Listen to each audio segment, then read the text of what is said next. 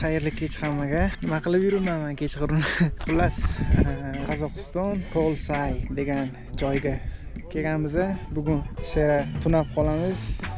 Soat 22:58 bo'libdi.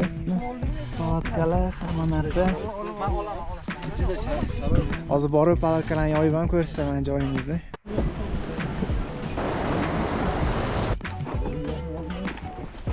Hozir bizani quvdilar ana o joydan.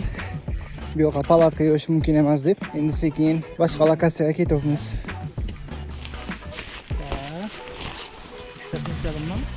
Qo'ydilar. Mana bu nihoyat. Sekin gapiryapman, sheriklarim uxlayaptilar.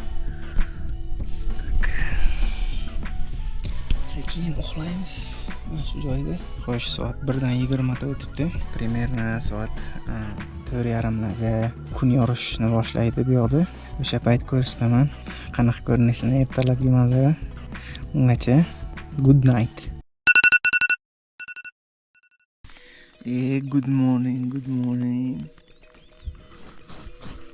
Soat 5:00 o'tdi. Ertalab bo'ldi. Sal yomg'ir tashlayapti.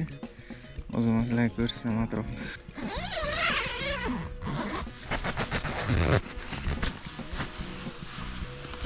Mana bu palatkaning ichi. Mana shu yoqqa yotib qolmay e'tibor bermaysizlar. Endi barda hamma joy. Ertalab yomg'ir kelgan. Normal yomg'ir keldi.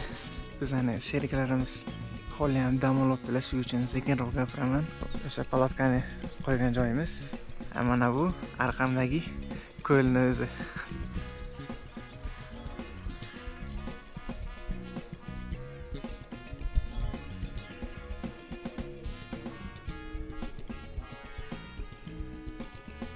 Tongga ham o'tirib oldik. Palatkamning ichiga qayerdandir bilmadim suv kirgan mana shu joyga. Osmonimni kiyib chiqqan edim, ertalab yomg'ir yog'ayotgan payt shundan oqqan bo'lsa kerak. Mana shu yoqlarda suv bo'libdi. 7:05. Manzara nima deyapti? Ana sheriklarim ham turdi, ana baqirishni boshladilar. Men sizlarga hozir ochib ham ko'rsataman.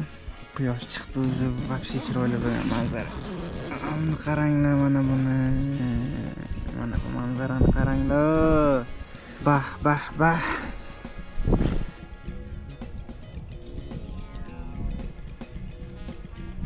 Shuncha video rasmlarni oldik, chiroyli tabiatga damni oldik. Endi eng bir menga yoqmaydigan joyi bir dangasalik joyida. Shu palatkani yig'ish kerak endi.